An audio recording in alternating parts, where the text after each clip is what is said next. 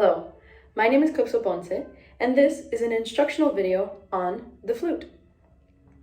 This video will be covering how to take the flute out of its case properly, how to assemble the flute properly, the names and different functions of the parts of the flute, how to hold the flute properly, and how to produce a sound on the flute.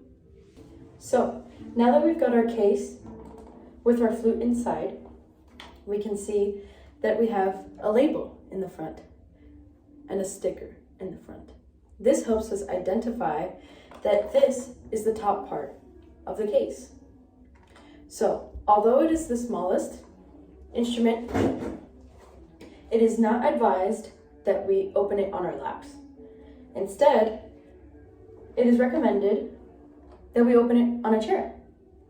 And after we've identified the stickers and the name, we can safely lift the latches to reveal our flute.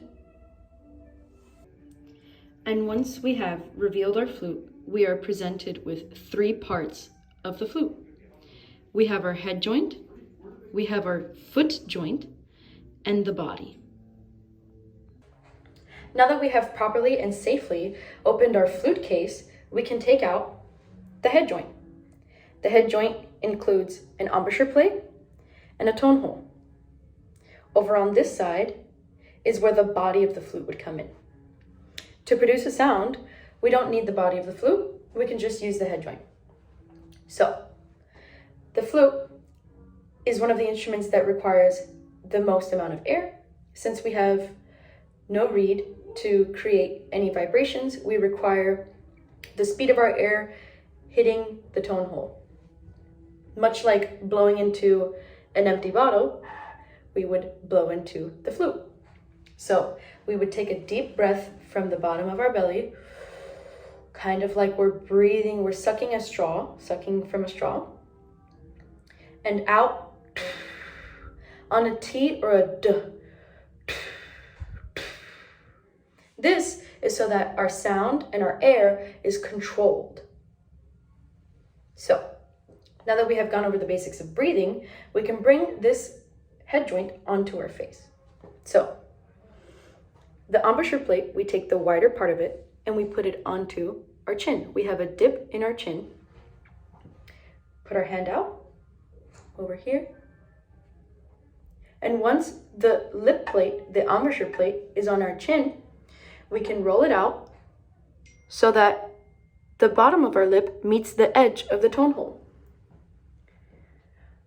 And once we have that ready, we take our deep breath in and we exhale on the syllable T or D.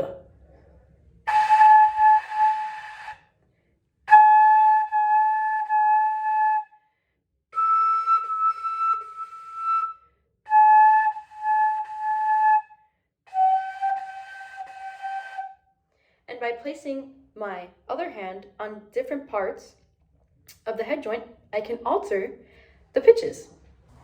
After we have covered creating a sound from the instrument, we can place our head joint back into the case and pick up the body of our flute.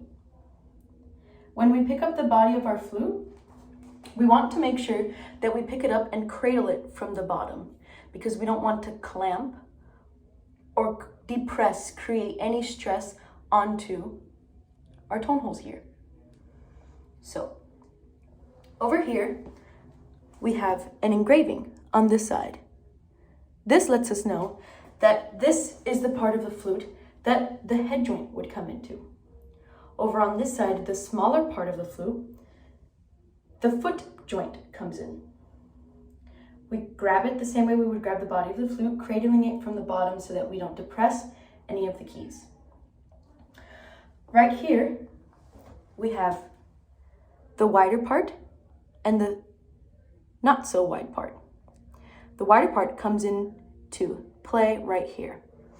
When we attach it, we twist on softly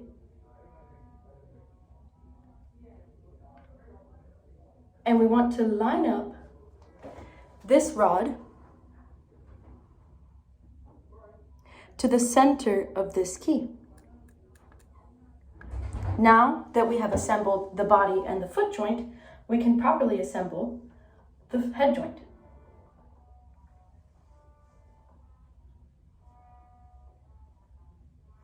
To assemble the head joint, we match the engraving at the bottom of our head joint and the very top of our body joint.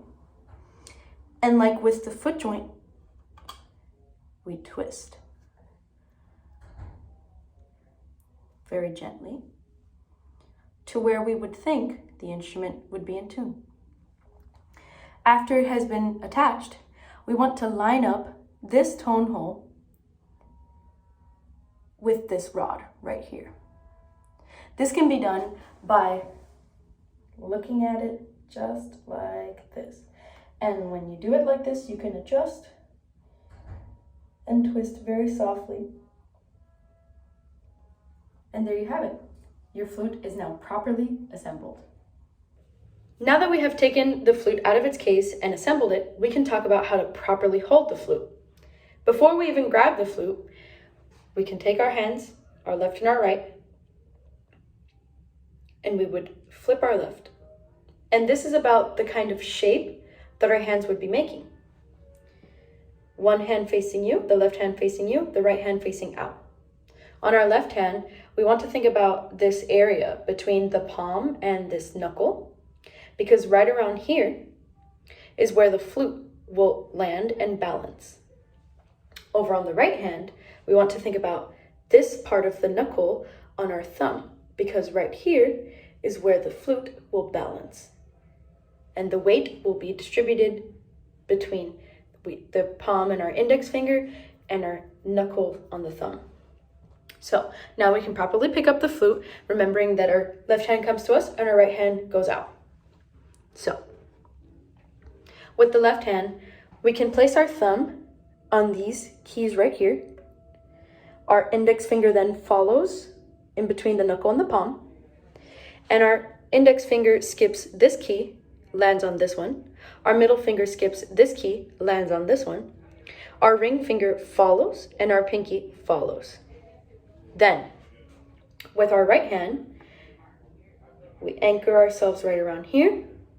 And our index finger skips this key, and lands here, here, here, and your pinky on this final key. And like that, you've learned how to properly hold your flute. Our shoulders are squared.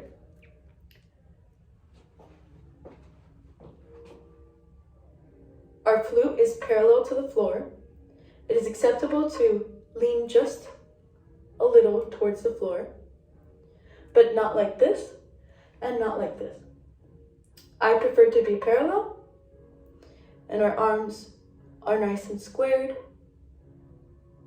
with our head in a proper position so that we are not constricting the airflow in our throat. Now that we have properly assembled our flute and gone over how to hold it, we can take what we learned on how to produce a sound with just the head joint and apply it to the rest of the instrument.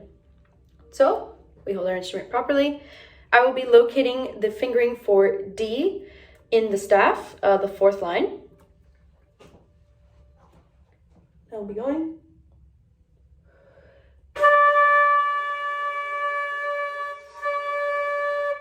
And just like that, I've got my D. Now, if I were to increase the speed of my air, I can play that same note up an octave.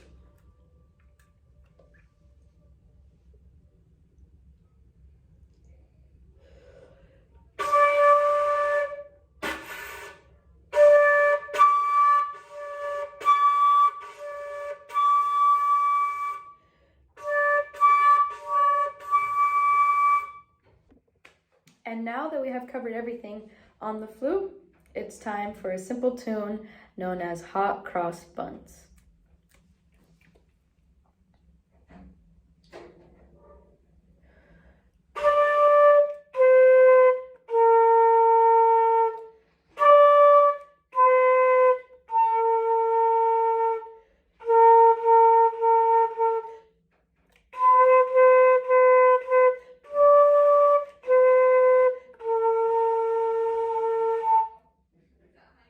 Now remember that when it's time to store your instrument back in the case, never store it moist. Make sure it is always dry before you put it back in the case so that the keys and the cork behind them don't get messed up. And that's our instructional video on the flute. Thank you for watching and happy fluting.